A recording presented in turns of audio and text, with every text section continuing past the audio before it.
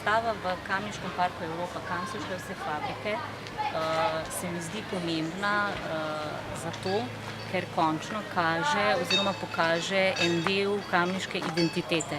In to je identiteta industrijskega mesta, kar se meni zdi za to mesto pomembno. Tega mesta, po mojem mnenju, brez industrije, kot je bila v Kamniku in kot je delno še, ne bi bilo. Razstava predstavlja pravzaprav 7 kamniških tovarn, torej Kik, potem Utok, Eto, Svilanit, Svit, Titan in Stol. Od teh 7 tovarn pravzaprav sedaj v neki obliki delujejo še Titan, Svilanit, Eta in pa Kik. Ostale tovarne pa pravzaprav ne delujejo več in njihovo zgodovino prikazujejo samo še izdelki, stroji in pa ljudje, ki so v teh tovarnah delali. Tovarna Eta je med tistimi, ki na srečo še deluje. Mislim, da je pa to tovarna, ki jo verjetno prepozna oziroma jo pozna vsaj po imenu večina Slovencev in prav gotovo je že kdaj v življenju uporabljala njihove izdelke, če drugega ne njihovo najbolj prepoznano znamko Gorčica. Gorčico, na kateri pravzaprav je ta tovarna tudi zrasla. Danes sicer izdelujejo še množico drugih izdelkov, ampak Gorčica je bila tista prvi izdelek in ki je še zdaj tudi eden, mislim, da najbolj prodajnih izdelkov te tovarne. Tovarne Svit žal ni več. Bila je znana po izdelovanju različnih lepil, v kamniškem okolju pa verjetno najbolj prepoznana po izdelavi majolike in drugega keramičnega posodja, kot ga vidimo tudi tukaj na sliki. Žal so vsa prizadevanja, da bi vsaj izdelovanje majolik ohranili v občini, bila zaenkrat neuspešna, tako da zapuščina tovarne je v večji meri predana v Medobčinski muzej Kamnik, kjer si lahko pač ogledamo majolke, ki so jih včasih izdelovali in upajmo, da jih bodo morda še ponovno kdaj oziroma obudili izdelovanje tega izdelka, ki je bil na nek način tudi reprezentativen za različna darila in za te zadeve, s katerimi se je občina predstavljala v širšem okolju. Tovarna Stol je bila zasnovana na Duplici pri Kamniku 1910. leta. Žal je tudi to tovarna, ki ne deluje več, čeprav je imela izjemno dobre izdelke in tudi dobre oblikovalce, med drugim tukaj na fotografiji ga vidimo žal pred kakšnim mesecem umrlega znanega oblikovalca Nika Kralja s svojim slavnim reksom. Poleg tega je oblikoval še množico drugih predmetov oziroma stolov in je to eden redkih slovenskih izdelkov, ki je pravzaprav v New Yorku v slavni zbirki Muzeja moderne umetnosti MoMA.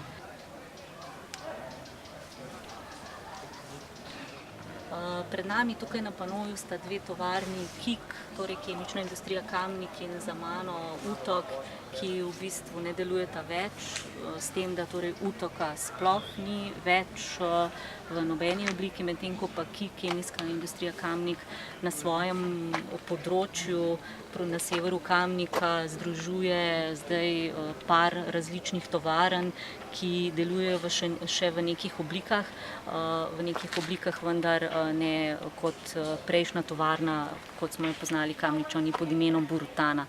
Torej, Borutana oziroma smodnišnica je izdelovala različne vrste smodnika in zaradi tega je bila pravzaprav ves čas vojaški objekt, zavarovana z obzidjem, ki še danes obstaja, žal v precejšnji meri propada. Je pa to tovarna, ki je dajala delovna mesta oziroma kruh ogromni količini Kamničanov. Če se premaknemo naprej k Utoku, Utok je bil torej tovarna usnja, usnjenih izdelkov.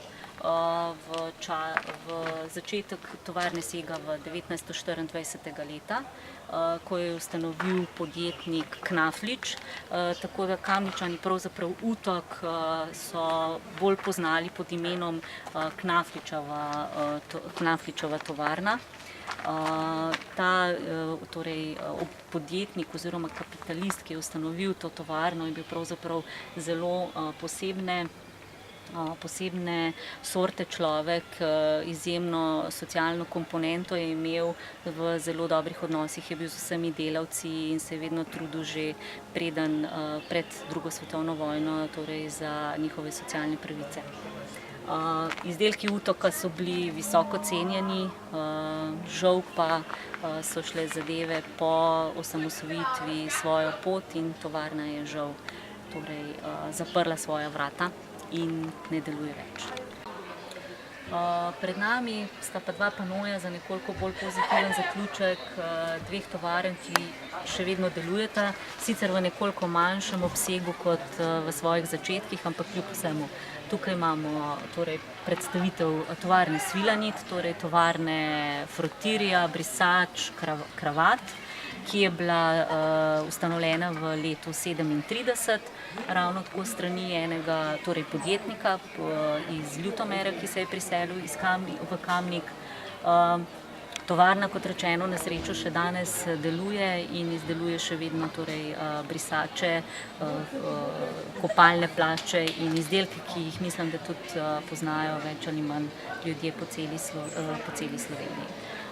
Naslednja tovarna, ki je pa tukaj, je pa Titan, ki je pa, njeni začetki pa segajo še bolj nazaj, v leto 1896. Gre pa za tovarno, ki je izdelovala ključavnice oziroma jih še izdeluje. V določenem obdobju tovarna je izdelovala tudi različne gospodinjske aparate ročne.